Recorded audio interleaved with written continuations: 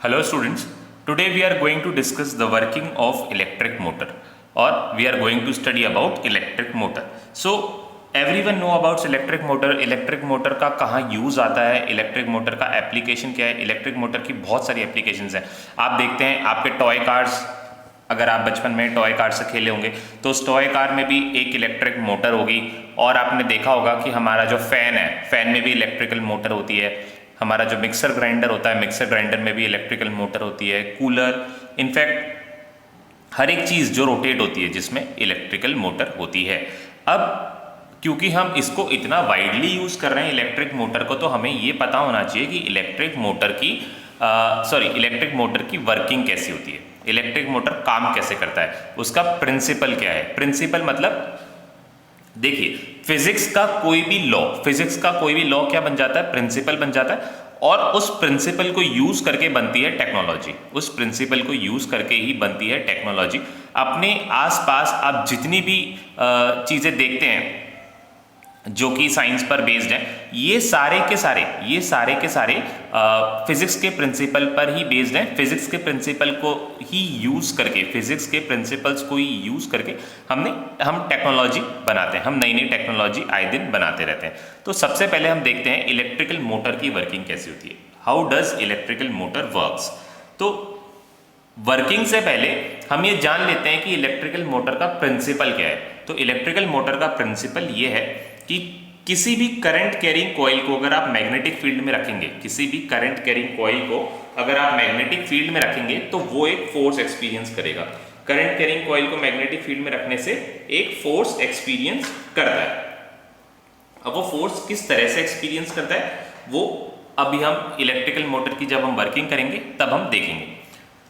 Principal के बाद electrical motor बनाने के लिए हमें क्या क्या चीज़ चाहिए, उसका कंस्ट्रक्शन, उसके कंस्ट्रक्शन पर हम बात कर लेते हैं। तो कंस्ट्रक्शन के लिए हमें चाहिए दो स्ट्रॉन्ग मैग्नेट्स और उन दो मैग्नेट्स के बीच में रखी हुई एक रेक्टेंगुलर कॉइल, उन दो मैग्नेट्स के बीच में रखी हुई एक रेक्टेंगुलर कॉइल। ठीक है, रेक्टेंगुलर कॉइल क्या होती है, किसी भी प्लास्टिक के या फिर किसी भी इंसुलेटर के ऊपर आप क्या कर सकते हैं, आप कंडक्टिंग वायर्स को लपेट कर कॉइल बना सकते हैं। अभी मैं आपको दिखाऊंगा कॉइल कैसे बनाई जाती है।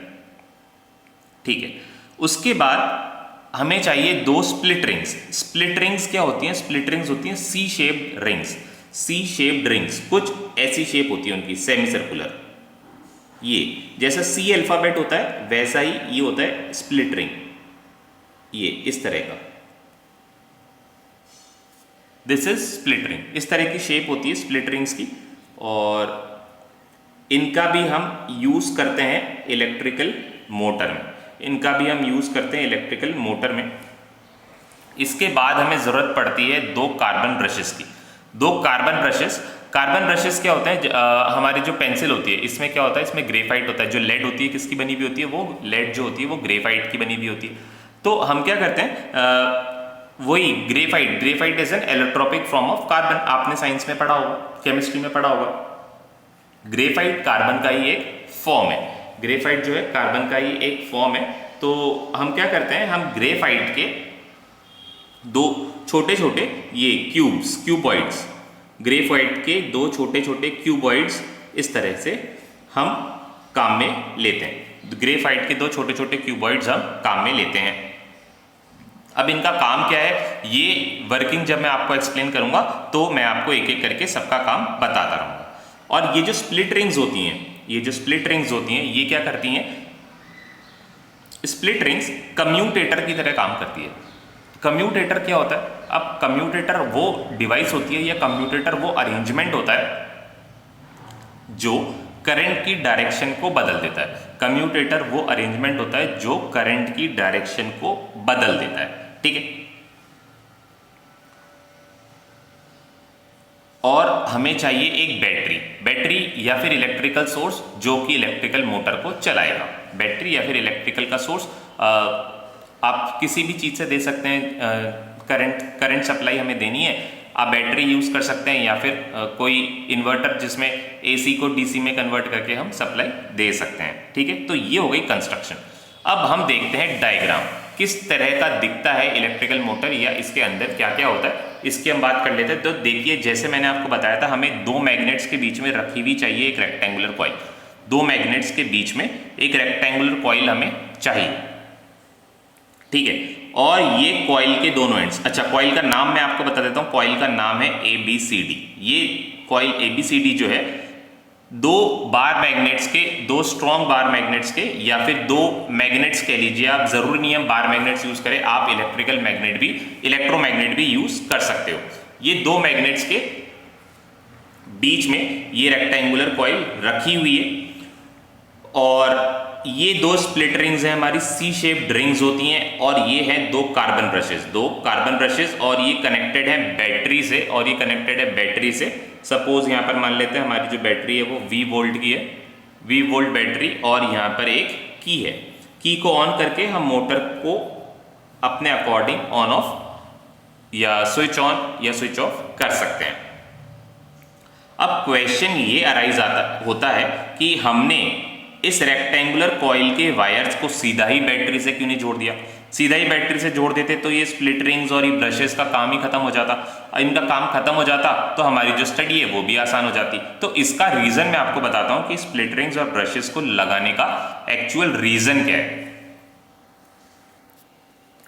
देखिए, फॉर सपोज ये हमारे मैग्नेट के दो पोल्स हैं, नॉर्थ और साउथ, और उसके बीच में हमने रखी हुई है रेक्टेंगुलर कॉइल ABCD। ये रेक्टेंगुलर कॉइल हमने रखी हुई है। अब इस कॉइल के दोनों एंड्स को अगर आप बैटरी से कनेक्ट कर देते, इस कॉइल के दोनों एंड्स को आप ये स्प्लिट रिंग्स और कार्बन ब्रशेस जो मैंने आपको डायग्राम में दिखाए थे उनको हटाकर आप इसको सीधा ही अगर बैटरी से कनेक्ट कर देते तो हमारी जो प्रॉब्लम होती वो बहुत ईजी हो जाती, और मोटर जो है हमारे को समझने में भी काफ़ी आसान रहता। बट हम ऐसा करते ही नहीं है। इसको मुश्किल करके क्यों पढ़ते हैं हम, या फिर इसको करने का रीज़न क्या है वो मैं आपको बताता हूं। अब देखिए, अब अगर आपने इसको डायरेक्टली यहां से कनेक्ट कर दिया, और मान लीजिए यहां पर एक की है, ये एक की है, और की को प्रेस करते ही यहां से करंट फ्लो होना स्टार्ट होती है, करंट फ्लो होना स्टार्ट होती है, यहां से एंटर करती है, कॉइल में जाती है, कॉइल से देखिए कॉइल में एंटर हो गई। अब करंट कहां जा रही है, A से B जा रही है, B से C जा रही है, C से D जा रही है, और फिर D to A जा रही है। अब आपको पता है मोटर का काम क्या होता है, मोटर का काम होता है घूमना।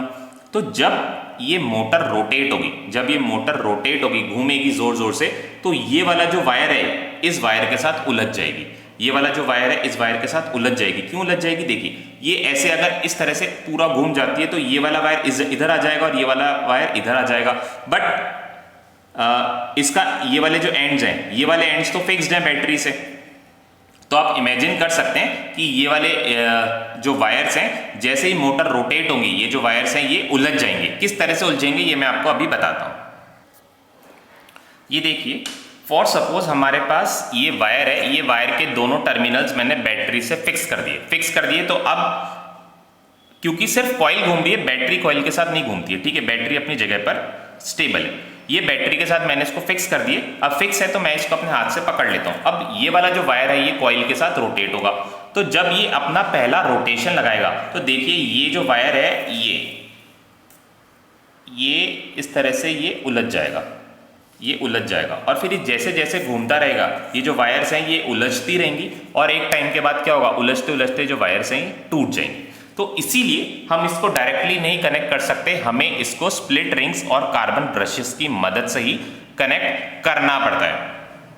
अब ये स्प्लिट रिंग्स और कार्बन ब्रशेस का जो अरेंजमेंट होता है इसी को ही हम क्या बोलते हैं, इसी को ही हम कम्यूटेटर बोलते हैं। एग्जाम में क्वेश्चन आता है what is a commutator and how does split rings act as a commutator. तो आपको आंसर क्या लिखना है, commutator is a device which changes the direction of the current and split ring acts as a commutator because it changes the direction of the current after every half rotation। ये मैं अभी आपको जब हम motor की working देखेंगे तो मैं आपको अच्छे से एक्सप्लेन करता हूं। तो एक बार हम वापस से मोटर के कंस्ट्रक्शन पर आते हैं और देखते हैं कंस्ट्रक्शन में हमने कौन कौन सी चीजें किस तरह से कनेक्ट करके रखी हैं। हाँ, तो अब देखिए ये दो पोल्स के बीच में, दो मैग्नेट के पोल्स के बीच में हमने एक रेक्टेंगुलर कॉइल को रखा हुआ है। रेक्टेंगुलर कॉइल के दो, मतलब अब वायर आपने कॉइल पर लपेटा है तो वायर के दो टर्मिनल्स तो होंगे। अब वायर के जो दो टर्मिनल्स थे उन दोनों टर्मिनल्स को मैंने स्प्लिट रिंग से अटैच कर दिया। जैसे मान लीजिए ये सी शेप ये आपको दिख रही है, तो ये वायर का ये एक एंड ये मैंने स्प्लिट रिंग से इस तरह से जोड़ दिया, ये मैंने ऐसे जोड़ दिया, ठीक है। अब अगर स्प्लिट रिंग घूमेगी तो उसके साथ जो है हमारा वायर भी घूमेगा, या फिर ये कह लीजिए कि अगर कॉइल घूमेगी, कॉइल अगर घूम रही है तो उसके साथ हमारी जो स्प्लिट रिंग है वो भी ऐसे घूम रही है। कॉइल अगर घूम रही है तो उसके साथ ये कॉइल का वायर जो है, कॉइल किससे बनती है? कॉइल वायर से बनती है। कॉइल का जो वायर है ये भी, ये स्प्लिट रिंग, ये जो सी शेप का मैंने अपने फिंगर से बनाया है, ये इसको स्प्लिट रिंग कंसिडर करिए। और अगर ये कॉइल इस तरह से घूम रही है तो कॉइल के साथ जो वायर, या कॉइल जो वायर से बनी हुई है वो वायर भी घूमेगा, ये इस तरह से आप देखें, और ये इस तरह से घूम गया, ठीक है, ये इस तरह से कॉइल के साथ घूमेगा, तो ये इसके साथ चिपका हुआ रहता है, ये इसके साथ जुड़ा हुआ रहता है, ठीक है। ये कॉइल के दोनों एंड्स दो स्प्लिट रिंग्स के साथ इस तरह से जुड़े हुए रहते हैं। ये कॉइल के दोनों वायर्स हैं और ये दो स्प्लिट रिंग्स के साथ इस तरह से जुड़े हुए रहते हैं, ठीक है। ये स्प्लिट रिंग्स का अरेंजमेंट हो गया। अब क्या होता है, ये जो स्प्लिट रिंग्स थे इनके दोनों टर्मिनल्स पर, इनके दोनों देखिए ये स्प्लिट रिंग है, इसके दोनों टर्मिनल्स पर ये ग्रेफाइट जो है ये इसके कांटेक्ट में रहता है, चिपका हुआ नहीं होता है। चिपका हुआ इन द सेंस कि ये इससे जुड़ा हुआ नहीं होता है, बस कांटेक्ट में रहता है। जैसे ये पेंसिल मेरे हाथ के साथ अभी ऐसे कांटेक्ट में है, कांटेक्ट में है, पर अगर क्या होगा, ये मेरा हाथ घूम जाएगा तो पेंसिल जो है ये अपना कांटेक्ट कंटिन्यू रखेगा, और अगर जैसे ही हाथ हट गया तो पेंसिल तो अपने जगह पर ही है, और फिर जैसे ही वापस हाथ आ गया तो ये अपने कांटेक्ट में आ गया। तो मतलब इन दोनों के बीच में जो मूवमेंट है ये देखिए, ये इसे कांटेक्ट कहते हैं, इसे कांटेक्ट कहते हैं कि जैसे जैसे ये मूव करता रहेगा, देखिए ये मूव कर रहा है, पेंसिल अपनी जगह पर ही है, मेरी जो फिंगर है ये मूव कर रही है और पेंसिल अपनी जगह पर ही है, तो इनके बीच में एक फिजिकल कांटेक्ट बना हुआ है, बट ये आपस में चिपके हुए नहीं है, चिपके हुए नहीं है। चिपके हुए होते तो क्या होता, अगर ये फिंगर यहां चली जाती तो पेंसिल को भी यहां जाना पड़ता, बट अगर पेंसिल यहां है और फिंगर यहाँ है तो ये इधर है, बट अगर फिंगर दूर चली गई तो इससे दूर जा सकती है। जैसे ही कांटेक्ट में आती है तो इनके बीच में ये टच हो जाते हैं, बट ये एक दूसरे के साथ चिपके हुए नहीं है, ठीक है। बस इनके बीच में एक फिजिकल कांटेक्ट है, ओके। अब हम क्या करते हैं, ये कार्बन ब्रशेस के जो एंड्स हैं, ये देखिए, ये कार्बन ब्रशेस हमने यूज करें B1 और B2। B1 और B2 को हमने कनेक्ट कर दिया किसके साथ, बैटरी के दो टर्मिनल्स के साथ, थ्रू अ की। ये जो K है ये K की है, और कार्बन ब्रशेस के साथ अब हमने इसको कनेक्ट कर दिया। अब वायर्स उलझेंगी कि नहीं उलझेंगी, देखिए आप, ये वायर्स उलझेंगी या नहीं उलझेंगी ये आपको देखना है। ये कार्बन ब्रश इसके साथ, कार्बन ब्रश ये स्प्लिट रिंग के साथ ऐसे कांटेक्ट में है, स्प्लिट रिंग की जो वायर है वो घूमी और कार्बन ब्रश अपनी जगह पर रह गया, और वायर ये ऐसे घूमकर, ये जो वायर है, ये वाला जो फ्रेम है, ये रेक्टेंगुलर फ्रेम जो है ये ऐसे घूमकर इधर आ गया, और ये सीडी नीचे से घूमकर इधर आ गया, ये ऐसे गोल घूम रही है। मोटर जो होती है गोल घूमती है। तो AB और CD ने अपनी जगह इंटरचेंज कर ली, AB और CD ने अपनी जगह इंटरचेंज कर ली, तो S2 जो है वो किसके साथ कांटेक्ट में आ गया, वो B1 के साथ कांटेक्ट में आ गया, और जो S1 है वो किसके साथ कांटेक्ट में आ जाएगा, वो B2 के साथ कांटेक्ट में आ जाएगा, क्योंकि कार्बन ब्रशेस तो अपनी जगह पर फिक्स्ड हैं, कार्बन ब्रशेस नहीं मूव करते हैं। कॉइल के साथ कौन जुड़ा हुआ है, कॉइल के साथ कौन चिपका हुआ है, कॉइल के साथ S1 और S2 चिपके हुए हैं। अगर S1 और S2 अगर कॉइल रोटेट करती है तो S1 और S2 भी कॉइल के साथ रोटेट करते हैं, बट ब्रशेस रोटेट नहीं करेंगे। अगर ब्रशेस अपनी जगह पर है तो ये जो वायर जो हमने बैटरी के साथ लगा रखी है, ये जो वायर है ये कॉइल के साथ रोटेट नहीं होगी। अगर ये कॉइल के साथ रोटेट नहीं होगी तो इनमें आपस में, जो मैंने आपको बताया था, ये जो वायर्स हैं ये आपस में उलझेंगे नहीं, इनमें बल नहीं पड़ेंगे, ये जो वायर से आपस में उलझेंगे नहीं, ठीक है। तो this is the need for split rings and carbon brushes, और स्प्लिट रिंग्स और कार्बन ब्रशेस इसीलिए हमें जरूरत होती है इनकी। और ये जो कार्बन ब्रशेस होती हैं, ये अब स्टूडेंट्स क्वेश्चन पूछते हैं कि सर ये हमने कॉपर का क्यों नहीं लिया, ये आयरन का क्यों नहीं लिया, या फिर लकड़ी का क्यों नहीं लिया। तो आंसर ये है, ये हमने कार्बन का ही इसलिए लिया है क्योंकि कार्बन होता है एक बहुत अच्छा कंडक्टर। कार्बन अगर बहुत अच्छा कंडक्टर है तो ये इलेक्ट्रिसिटी को यहां से यहां आने में रोकेगा नहीं। इलेक्ट्रिसिटी को देखिए, बैटरी से वायर कहां जा रहा है, बैटरी से जा रहा है ब्रशेस तक, और ब्रशेस क्या है, ब्रशेस कंडक्टर है, कार्बन के बने हुए, graphite is a good conductor.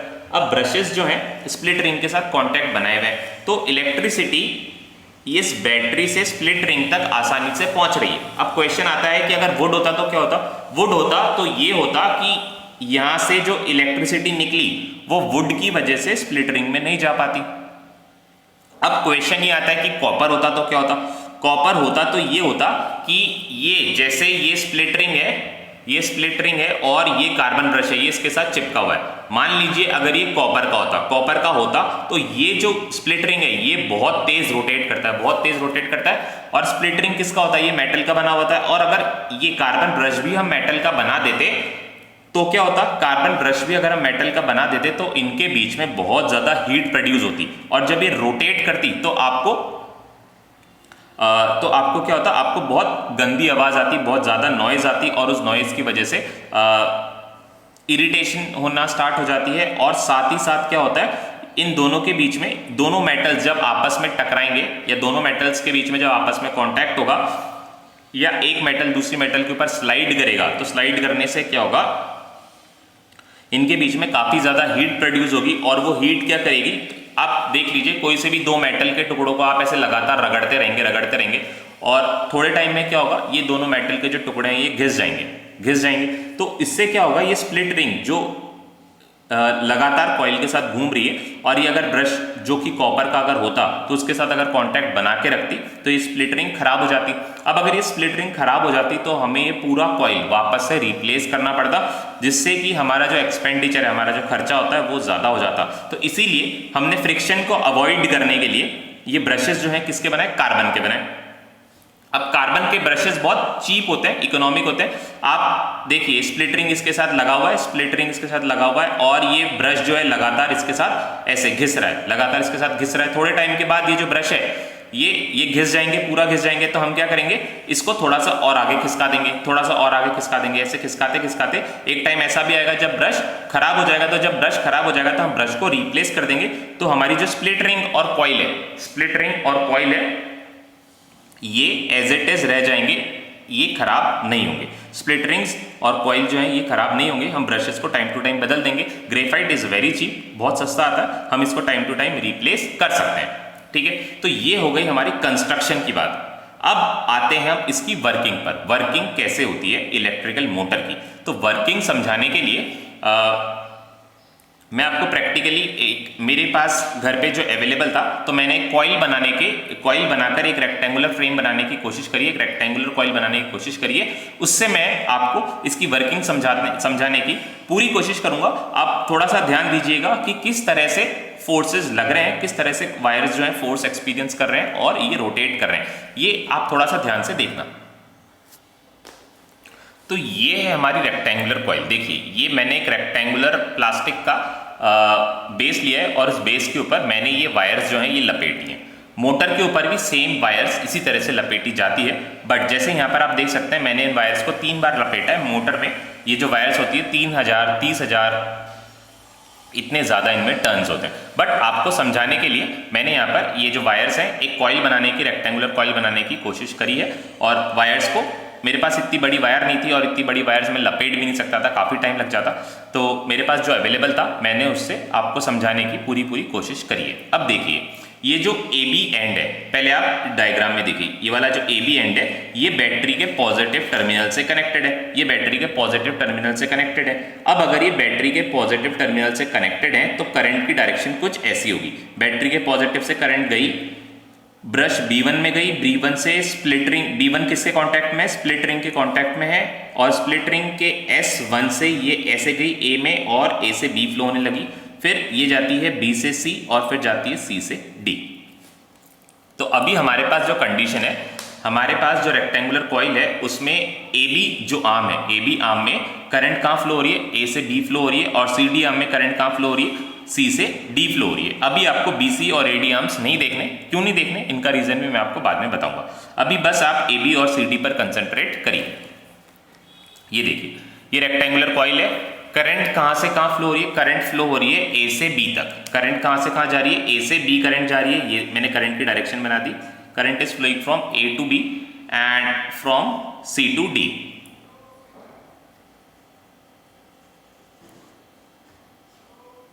ठीक है, ये करंट की डायरेक्शन मैंने बना दी।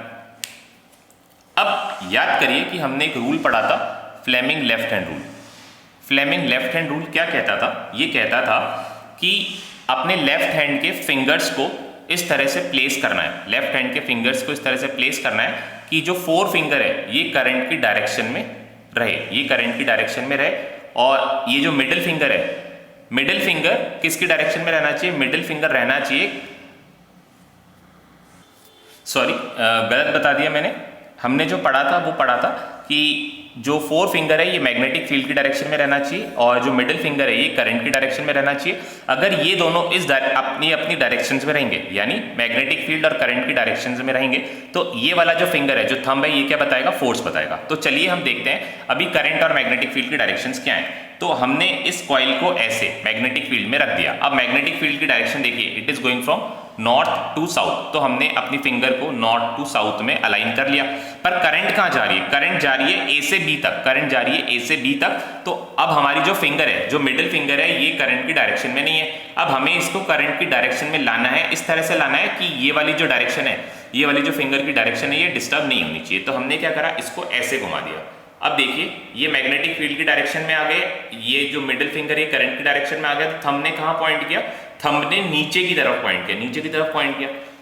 थंब ने नीचे की तरफ अगर पॉइंट किया तो ए बी आर्म जो है, ए बी आर्म जो है, ये एक फोर्स एक्सपीरियंस करेगा। कहां की तरफ, नीचे की तरफ। अगर ये नीचे की तरफ फोर्स एक्सपीरियंस करता है तो ये इस तरह से नीचे जाना स्टार्ट करेगा। ये जो है ये इस तरह से नीचे जाना स्टार्ट करेगा। तो ये जब नीचे जाएगा तो सीडी पर देखते हैं, सीडी पर क्या होगा। तो मैग्नेटिक फील्ड की डायरेक्शन तो यही है, मैग्नेटिक फील्ड की डायरेक्शन तो ये फोर फिंगर बता रही। करंट, अब जो मिडिल फिंगर है करंट की डायरेक्शन में, देखिए मिडिल फिंगर करंट की डायरेक्शन में। तो थंब ने कहां पॉइंट किया, थंब ने ऊपर की तरफ पॉइंट किया। तो ए बी आर्म जब नीचे जाने की कोशिश कर रहा था तो सी डी आर्म ये ऊपर आने की कोशिश कर रहा था। तो दोनों एक दूसरे के मोशन को सपोर्ट कर रहे थे। इसको मैं अभी सीधा कर देता हूं। अब देखिए ए बी आर्म कहां जा रहा था, नीचे, और सी डी आर्म कहां जा रहा था, ऊपर। ये इस तरह से घूमना स्टार्ट करता है, ये इस तरह से घूमना स्टार्ट करता है। अभी देखिए ए बी कौन सी साइड में, ए बी लेफ्ट साइड में, और सी डी कौन सी साइड में, राइट साइड में। अब जब ये अपना रोटेशन ऐसे ये घूम जाएंगे, घूम जाने पर क्या होगा, आप देखिए ए बी और सी डी ने अपनी जगह को इंटरचेंज कर लिया। ए बी और सी डी ने अपनी जगह को इंटरचेंज कर लिया। ए बी कहां पर आ गया, ए बी तो आ गया राइट में, और सी डी कहां पर आ गया, सी डी आ गया लेफ्ट में, सी डी आ गया लेफ्ट में। ठीक है, अब सी डी में जब सी डी जो है ये अगर लेफ्ट में आ गया तो देखिए कि ये वाली जो कॉइल है इसका आर्म जो है सी डी यहां पर आ गया और ए बी यहां पर आ गया। तो करंट की डायरेक्शन वो तो नहीं बदल रही, क्योंकि बैटरी से करंट ऐसे निकल रही है, इधर जा रही है। और मैंने बताया था ब्रशेस, कार्बन ब्रशेस अपनी जगह से नहीं मूव कर सकते, कार्बन ब्रशेस अपनी जगह पर रहते हैं। बट स्प्लिट रिंग्स ने अपनी जगह बदल ली, क्योंकि ए बी घूमा तो उसके साथ जो स्प्लिट रिंग है ये भी घूमी, और सी डी घूमा, उसके साथ जो स्प्लिट रिंग S2 है ये भी घूमी, और दोनों ने अपनी जगह को इंटरचेंज कर लिया। अब S2 किसके कांटेक्ट में आ गया, S2 B1 के कांटेक्ट में आ गया, और S1 किसके कांटेक्ट में आ गया, S1 आ गया B2 के कांटेक्ट में। तो अब आप देख सकते हैं सी डी और ए बी ने अपनी जगह इंटरचेंज कर ली। अब इसमें करंट के डायरेक्शन का क्या, करंट पहले लेफ्ट साइड में कैसे फ्लो कर रही थी, लेफ्ट साइड में करंट जा रही थी ये इस डायरेक्शन में, और राइट साइड में करंट जा रही थी इस डायरेक्शन में। तो करंट की जो डायरेक्शन है वो तो नहीं बदली है, करंट की डायरेक्शन नहीं बदली है, क्योंकि बैटरी अपनी जगह पर एज इट इज है, बैटरी नहीं रोटेट करी है। बट कॉइल के अंदर जो करंट फ्लो हो रही है उसकी डायरेक्शन बदल गई है। एक्चुअली में जो बैटरी से करंट निकल रही थी उसकी डायरेक्शन नहीं बदली है, क्योंकि बैटरी नहीं मूव करी है, बैटरी अपनी जगह पर है। बट कॉइल के अंदर जो करंट फ्लो हो रही थी उसकी डायरेक्शन बदल गई, क्योंकि पहले आपने देखा, पहले सीडी आर्म में करंट कहां से कहां फ्लो हो रही थी, पहले सीडी आर्म में करंट फ्लो हो रही थी सी से डी में, सी से डी में। मैं आपको वापस से रोटेट करके दिखाता हूं, ये देखिए सीडी आर्म में करंट कहां फ्लो हो रही है, ये फ्लो हो रही है सी से डी में। अब घूमने के बाद ये देखिए अब करंट की डायरेक्शन क्या हो गई, डी से सी, और ए बी आर्म में पहले कहां हो रही थी, ए बी आर्म में पहले हो रही थी ए से बी, अब घूमने के बाद देखिए कहां हो रही है, बी से ए। तो करंट्स की डायरेक्शन बदल गई। ये करंट की डायरेक्शन जो है किसने बदली, तो आंसर है ये करंट की डायरेक्शन जो है ये स्प्लिट रिंग्स ने बदल दी। ये करंट की डायरेक्शन जो है स्प्लिट रिंग्स ने बदल दी। तो कैसे बदल दी? क्योंकि ये स्प्लिट रिंग्स जो B1 के जो दो ब्रशेस के कांटेक्ट में थी, ये दोनों ने आपस में इंटरचेंज कर लिया, अपनी पोजीशंस को इंटरचेंज कर लिया। जो स्प्लिट रिंग B1 के कांटेक्ट में थी वो स्प्लिट रिंग जो है B2 के कांटेक्ट में आ गई, और जो B2 के कांटेक्ट में थी वो जो है स्प्लिट रिंग 1 के कांटेक्ट में आ गई। तो इस तरह से ये घूमी। अब क्या होगा? अब देखिए, अब यहां से ये घूमकर ऐसे हो गई। अब अगला स्टेप क्या है? अगले स्टेप में देखिए, this is the direction of magnetic field. Magnetic field की डायरेक्शन भी नहीं बदल रही, ये मैग्नेटिक फील्ड की डायरेक्शन है। करंट की डायरेक्शन देखिए, ये करंट की डायरेक्शन हो गई। तो फोर्स कहां लग रहा है? फोर्स नीचे लग रहा है। तो CD आर्म कहां जाएगा? CD आर्म नीचे जाएगा। और AB आर्म पर क्या हो रहा है? AB आर्म पर भी देखते हैं, ये मैग्नेटिक फील्ड की direction, this is the direction of current. तो फोर्स आ गया ऊपर की तरफ। CD आर्म कहां जाएगा? अब CD आर्म नीचे जाएगा। पहले कहां जा रहा था? CD ऊपर जा रहा था। अब CD कहां जा रहा है? CD नीचे जा रहा है और AB ऊपर। तो ये देखिए, ये ऐसे घुमा, ठीक है। अब वापस से करंट की डायरेक्शन बदल गई। करंट की डायरेक्शन क्या हो गई? AB में पहले जो B से A हो गई थी, जो B से A हो गई, वो अब स्प्लिट रिंग की वजह से कैसे हो गई? A से B हो गई। और CD में कैसे हो गई? C to D हो गई। तो इस तरह से ये लगातार इस तरह से ऐसे घूमता रहता है। और करंट जो है आफ्टर एवरी हाफ रोटेशन अपनी डायरेक्शन जो है कॉइल्स में बदलती रहती है, अपनी डायरेक्शन कॉइल्स में बदलती रहती है। बैटरी से जो निकलने वाली करंट है उसने अपनी डायरेक्शन नहीं बदली, क्योंकि बैटरी अपनी जगह पर फिक्स्ड है। बट कॉइल में जो करंट फ्लो हो रही थी, उन्होंने अपनी डायरेक्शन बदल ली, क्योंकि कॉइल ऐसे घूमकर अपनी जगह उसने इंटरचेंज कर ली, AB CD से और CD AB से, ठीक है। तो इस तरह से कॉइल रोटेट होती रहती है। और फिर हम क्या करते हैं? हम ये कॉइल जिस पर बैलेंस होती है, कॉइल मान लीजिए ये कॉइल की एक्सिस है, ये कॉइल की एक्सिस है, इस पर कॉइल घूमती रहती है। और हमने क्या करा है? इस पर सपोज ये फैन लगा दिया, इस पर हमने ये फैन लगा दिया, तो फैन भी कॉइल के साथ घूमेगा, फैन भी कॉइल के साथ घूमेगा और अपना काम जो है करेगा। अब अगर आपको मिक्सर ग्राइंडर बनाना है तो आप क्या करेंगे? आप इसके साथ ब्लेड्स लगा देंगे। ये ब्लेड्स क्या करेंगी? ये भी कॉइल के साथ घूमेंगी और कॉइल घूमेगा, कॉइल के साथ ये जो एक्सिस है, ये जो शाफ्ट है, ये घूमेगा। जब शाफ्ट घूमेगा तो ये ब्लेड्स भी घूमेगी, और ब्लेड्स घूमेगी तो आप ये कटर का काम करेगी, और जो भी चीज आप इसमें डालेंगे उसको काट देगी। तो ये एप्लीकेशन हो जाती है इलेक्ट्रिकल मोटर की। कैसे एप्लीकेशन होती है कि कहाँ कहाँ हम इसको काम में लेते हैं, और वर्किंग मैंने आपको एक्सप्लेन करी है। अब मैंने आपको एक चीज बताई थी कि B और C का क्या हो रहा है, तो BC और CD के लिए मैं आपको बताता हूं। इन पर जो फोर्सेस की डायरेक्शन है, अगर आप निकालना चाहें तो, अगर आप निकालना चाहें तो, वैसे ये हायर क्लासेस में होता है, बट फिर भी मैं आपको बता देता हूं कि ऐसे में तो आप इसको नहीं निकाल सकते। इस कंडीशन में तो BC CB में करंट की डायरेक्शन देखिए, CB में सॉरी जो BC में करंट है वो कैसे जाएगी? B से C। BC में जो करंट है वो कहां से जा रही है? B से C। और AD में जो करंट है वो कहां जा रही है? A से D। इस केस में क्या हो रहा है कि मैग्नेटिक फील्ड भी इस डायरेक्शन में है और करंट भी इस डायरेक्शन में है, तो दोनों में कोई फोर्स एक्सपीरियंस नहीं होगा। और AD के केस में ये AD ऐसी और मैग्नेटिक फील्ड इसकी उल्टी डायरेक्शन में, करंट और मैग्नेटिक फील्ड अपोजिट डायरेक्शन में, तो इन पर कोई भी फोर्स एक्सपीरियंस नहीं होगा। मैंने बताया था कि परपेंडिकुलर होने चाहिए मैक्सिमम फोर्स के लिए, और अगर परपेंडिकुलर नहीं होते तो कम से कम 0 डिग्री पर तो बिल्कुल नहीं होने चाहिए, एक दूसरे की डायरेक्शन में तो बिल्कुल नहीं होने चाहिए, या तो डायरेक्शन में या अपोजिट डायरेक्शन में बिल्कुल नहीं होने चाहिए। ऐसे केसेस में जो कॉइल है ये फोर्स एक्सपीरियंस नहीं करेंगी। बट अब क्या होगा जब इसने अपनी रोटेशन को ऐसे कर लिया, रोटेशन ऐसे कर लिया, तो अब करंट कहां जा रही है? B से C, और मैग्नेटिक फील्ड तो अपनी जगह पर ही है, और करंट जा रही है B से C। तो थंब को देखिए, थंब कौन सी डायरेक्शन में जा रहा है? देखिए ये है मैग्नेटिक फील्ड, और करंट देखिए कहां जा रही है? B से C। और थंब देखिए, थंब आ रहा है इस तरफ, थंब इस तरफ आ रहा है। AD आर्म में देखते हैं हम, AD आर्म में क्या हो रहा है? AD आर्म में देखिए कि ये मैग्नेटिक फील्ड है, ये मैग्नेटिक फील्ड है, और करंट की डायरेक्शन, करंट की डायरेक्शन कहां है? करंट की डायरेक्शन है ये, जैसे मैंने बताया था कि ये इस तरह से नीचे जा रही है, तो करंट की डायरेक्शन है ऊपर, ये मैग्नेटिक फील्ड, करंट की डायरेक्शन ऊपर। तो फोर्स थंब का लगा रहा है इस तरफ ऊपर की तरफ, और ये कहां लगा रहा था? नीचे की तरफ। तो ये दोनों डायरेक्शंस एक दूसरे को कैंसिल आउट कर देते हैं। तो इसीलिए जैसे मान लीजिए BC पर नीचे फोर्स लग रहा था और AD पर फोर्स लग रहा है ऊपर, तो ये दोनों फोर्सेस एक दूसरे को कैंसिल आउट कर देते हैं, और कॉइल ना तो ऊपर जाती है ना नीचे जाती है। बट AB और CD में लगने वाले फोर्सेस क्या करते हैं? ये इस कॉइल को ऐसे ऐसे रोटेट कराते हैं। बट BC और AD पे लगने वाले फोर्सेस को रोटेट नहीं करा पाते, क्योंकि ये कॉइल जो है इसको हमने ऐसे फिक्स कर रखा है, ऐसे फिक्स कर रखा है, ना तो ये ऊपर नीचे नहीं जा पाती, और इन पर लगने वाले जो फोर्सेस हैं वो भी अपोजिट डायरेक्शन में। देखिए मैंने आपको बताया था B और C, ये B से C पे जा रही है करंट, और बी से सी पर मैग्नेटिक फील्ड की डायरेक्शन हो गई। अब इसको हमने ऐसे घुमा दिया तो करंट कहाँ जाएगी, बी से सी, तो ये मैंने इसको नीचे कर दिया। देखिए ये मेरी जो फिंगर है, ये देखिए अभी मैग्नेटिक फील्ड नॉर्थ से साउथ जा रही है, करंट बी से सी जानी है, तो मैंने इसको ऐसे नीचे कर दिया, तो ये बी से सी की डायरेक्शन में करंट पॉइंट कर रहा है। तो फोर्स देखिए, फोर्स कहां पर आ गया, फोर्स नीचे की तरफ आ गया, ठीक है। अब एडी के केस में देखिए, एडी के केस में क्या हो रहा है, मैग्नेटिक फील्ड की डायरेक्शन तो एज इट इज है, मैग्नेटिक फील्ड की डायरेक्शन तो एज इट इज है। नीचे करने से क्या होगा, इसको जब आप नीचे करेंगे तो करंट जो आएगी वो डी से ए आएगी, डी से ए आएगी, तो ये देखिए ये ऊपर की तरफ आ गया और फोर्स लग रहा है ऐसे ऊपर, तो ये दोनों की डायरेक्शंस अपोजिट हो गई और एक दूसरे को कैंसिल आउट कर देंगी। इसलिए हम बीसी और एडी की बात नहीं करेंगे, किस किस की बात करेंगे, सिर्फ एबी और सीडी की बात करेंगे। इसकी वर्किंग एक बार जो राइटिंग में वो भी मैं आपको दिखा देता हूं कि आपको कॉपी में कैसे नोट डाउन करना है।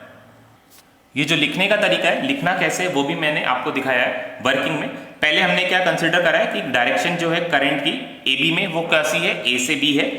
अब फ्लेमिंग लेफ्ट हैंड रूल के according AB will experience a downward force, AB किस तरफ फोर्स एक्सपीरियंस करेगा, नीचे की तरफ। जैसे हमने देखा एबी किस तरफ फोर्स एक्सपीरियंस कर रहा है, नीचे की तरफ, ये AB नीचे जा रहा है और CD कहां जा रहा है, ऊपर। Similarly CD will experience a force in upward direction और it will experience in upward force since the axis of the coil is fix. Axis क्या होती है कॉइल की, ये जिस पर ये कॉइल टिका हुआ होता है, ऐसे कॉइल ऐसे रखा हुआ होता है, ठीक है।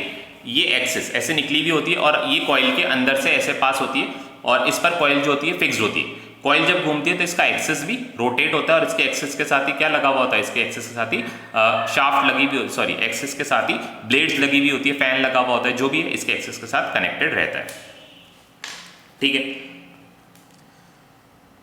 अब इस रोटेशन से पहले AB के साथ जो AB से जो वायर आ रही थी ये किससे कनेक्टेड थी, ये स्प्लिट रिंग S1 से कनेक्टेड थी और CD से जो वायर आ रही थी ये स्प्लिट रिंग S2 से कनेक्टेड थी। जैसे ये घूमी स्प्लिट रिंग्स B कॉइल के साथ घूम गई, अभी भी स्प्लिट रिंग S1 AB के साथ कनेक्टेड है और S2 CD के साथ कनेक्टेड है। बट पहले S1 किसके साथ कनेक्टेड था, कार्बन ब्रश B1 के साथ, और S2 किसके साथ कनेक्टेड था, कार्बन ब्रश B2 के साथ। अब जब ये घूम गई है, अब S2 किसके साथ कनेक्टेड हो गया, कार्बन ब्रश B1 के साथ, और S1 किसके साथ कनेक्टेड हो गया, कार्बन ब्रश B2 के साथ। S1 किसके साथ हो गया, S1 B2 के साथ, और S2 किसके साथ हो गया, B1 के साथ। तो ये मैंने यहाँ पर लिखा हुआ है, before this rotation split ring S1 and S2 in contact with brushes B1 and B2, ये दोनों B1 एंड B2 के साथ कॉन्टैक्ट में थे respectively. But after experience forces experience करने के बाद AB और CD ने अपनी पोजीशंस को इंटरचेंज कर लिया। अब जो S2 रिंग है, सॉरी S2 जो स्प्लिट रिंग है वो किसके साथ कांटेक्ट में आ गई, B1 के साथ, and vice versa. Vice versa का मतलब है S2 अगर B1 के साथ आई है तो S1 किसके साथ आ गई, B2 के साथ आ गई। इस इंस्टेंट पर क्या होता है, इस इंस्टेंट पर करंट की डायरेक्शन AB और CD में इंटरचेंज हो जाती है। पहले AB में करंट फ्लो हो रही थी A से B, अब AB में कहां करंट फ्लो हो रही है, B से A, और CD में जो पहले करंट C से D हो रही थी अब हो रही है D से C। करंट की डायरेक्शन रिवर्स हो जाती है। अब करंट की डायरेक्शन रिवर्स होने की वजह से AB और CD अपोजिट डायरेक्शन में फोर्स एक्सपीरियंस करते हैं। पहले AB कहां जा रहा था, AB नीचे जा रहा था, अब AB कहां जाएगा, AB ऊपर जाएगा, और CD कहां जाएगा, CD नीचे जाएगा। AB will experience an upward force and CD will experience an downward force. और इस तरह से जो कॉइल है अपनी कंप्लीट रोटेशन, अपने रोटेशन को जो है वो कंप्लीट करता है, और commutator after every half rotation पे कम्यूटेटर क्या कर देता है, कम्यूटेटर करंट की डायरेक्शन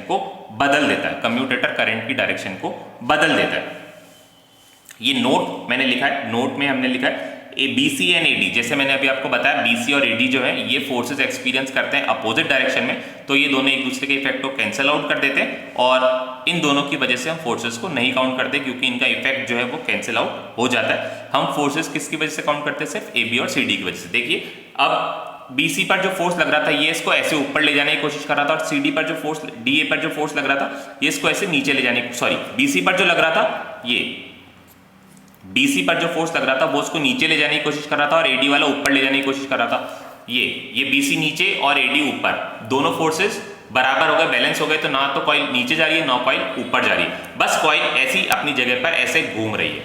घूम क्यों रही है, क्योंकि AB कहां जा रहा है, AB नीचे जा रहा है और CD ऊपर आ रहा है। ये इस तरह से कॉइल जो है अपनी जगह पर घूम रही है। इस तरह से जब तक कॉइल में से करंट फ्लो होगी तब तक कॉइल अपनी एक्सिस पर रोटेट होती रहेगी और आपने कॉइल से जो भी ब्लेड्स कनेक्ट करी हैं या फिर फैन कनेक्ट करा है वो भी टाइम के साथ रोटेट होता रहेगा। तो ये था इलेक्ट्रिकल मोटर का principle construction and working. Electrical motor का प्रिंसिपल कंस्ट्रक्शन एंड वर्किंग, ठीक है। तो आपको ये सब एज इट इज कॉपी में आपको नोट कर लेना है, या फिर एग्जाम में अगर क्वेश्चन आता है तो आपको इसी फॉर्मेट में प्रिंसिपल कंस्ट्रक्शन, सर्किट डायग्राम और वर्किंग आपको इसी फॉर्मेट में लिखना है। इनके फॉर्मेट को आपको नहीं बदलना है। सबसे पहले क्या लिखना है, सबसे पहले प्रिंसिपल, फिर कंस्ट्रक्शन, फिर उसका डायग्राम बनाकर दिखाना है और फिर लास्ट में वर्किंग लिखनी है। तो this is all about electrical motor. Next class में हम पढ़ेंगे इलेक्ट्रोमैग्नेटिक इंडक्शन।